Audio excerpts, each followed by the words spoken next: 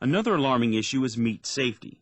We all trust our lives to the USDA and meat production companies to keep us safe from E. coli and Salmonella, deadly bacteria. In the early 1990s, a deadly outbreak of E. coli at Jack in the Box killed a dozen or more people, including several children.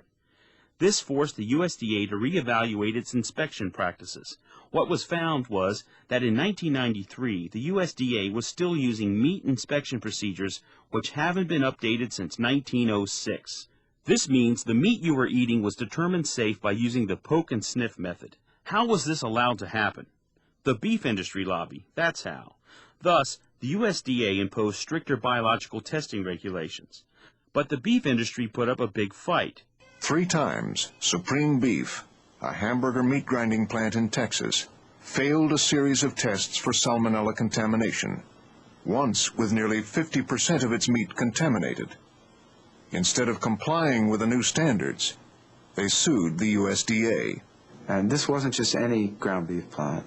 This was a ground beef plant that was supplying as much as 45% of the meat for the National School Lunch Program. I mean, this meat was going to be sold and served to kids. That there are hundreds or even thousands of animals that have contributed to a single hamburger. When you bring everything together and you make it really big and you mix up microbes from all these different places in the feedlot and then in the hamburger and then it spans out to millions of people, that's a petri dish for food poisoning. In December, the Fifth Circuit Court of Appeals ruled in favor of Supreme Beef, saying the USDA could not shut down a plant solely based on the salmonella tests. Test the meat or we won't eat! Fifth Circuit Court's ruling, I just think, pounded another nail into my son's coffin in its ruling supporting the industry's lawsuit against the United States Department of Agriculture. It basically states that it's okay to ship the public salmonella-laced burgers. But the new testing system also revealed new problems. As the regulations went into effect, the amount of contaminated meat that had to be recalled rose dramatically. Last year alone, the USDA reported 163 recalls for microbial contamination, totaling over 100 million pounds of meat. IBP is recalling nearly 300,000 pounds of ground beef this morning. Some of the beef may have been contaminated with E. coli bacteria.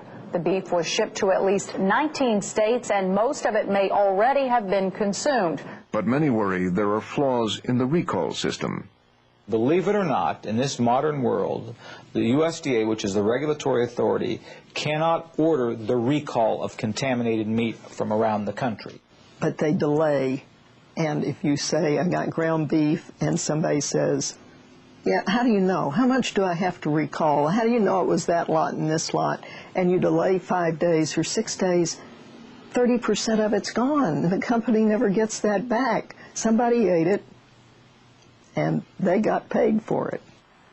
A recent study by the federal government shows that when a recall is issued, on average, less than 25% of the meat is ever recovered, leading many to say that government needs mandatory recall authority. So it's a big gap in the law. And you can see now if you had food that was, let's say, contaminated with bioterrorism or some sort of nefarious activity, you'd want the government to have the power to order the recall of contaminated food. One of the technologies the industry is pushing is irradiation.